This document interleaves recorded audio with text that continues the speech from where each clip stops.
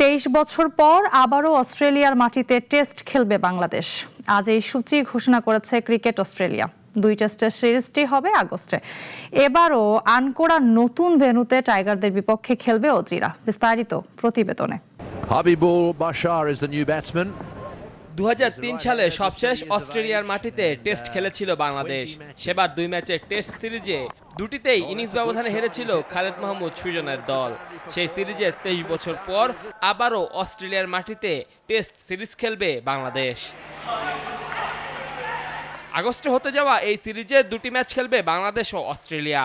ডারউইনের মারারা স্টেডিয়ামে প্রথম টেস্ট শুরু হবে আগামী 13 আগস্ট। এরপর কুইন্সল্যান্ড রাজ্যের ম্যাককে শহরের গ্রেট ব্যারিয়ার রিফ অ্যারেনায় 22 আগস্ট শুরু হবে দ্বিতীয় ও শেষ টেস্ট।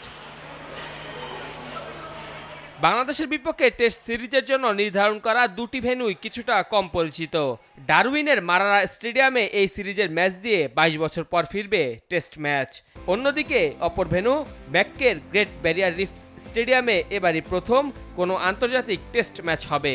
এটি হবে অস্ট্রেলিয়ার 12তম টেস্ট ভেন্যু। 2 ম্যাচের এই সিরিজে বিশ্ব টেস্ট চ্যাম্পিয়নশিপের চক্রের অংশ। আর বাংলাদেশের বিপক্ষে সিরিজ দিয়ে শুরু হবে অস্ট্রেলিয়ার ব্যস্ত টেস্ট সূচি। এ নিয়ে ক্রিকেট অস্ট্রেলিয়ার প্রধান নির্বাহী টড গ্রিনবার্গ বলেন, এটা গোপন কিছু নয় যে আন্তর্জাতিক সূচি এখন ব্যস্ততাপূর্ণ। তবে আগস্টে বিশ্বমানের ভেন্যু পাওয়ায় আমরা সৌভাগ্যবান। এতে গ্রীষ্মকালীন মৌসুমের বাইরে টেস্ট ক্রিকেট আয়োজনের আরেকটি সুযোগ তৈরি হয়েছে। 2003-এ অস্ট্রেলিয়ার বিপক্ষে মুখ থুবড়ে পড়েছিল বাংলাদেশ। এবার 23 বছর পর আগস্টে আসন্ন এই সিরিজে ভিন্ন কিছু হবে কি? দেশের ক্রিকেট ভক্তরা অন্তত তাই চাইবেন। মেহেদী হাসান মুন্না, নাগরিক।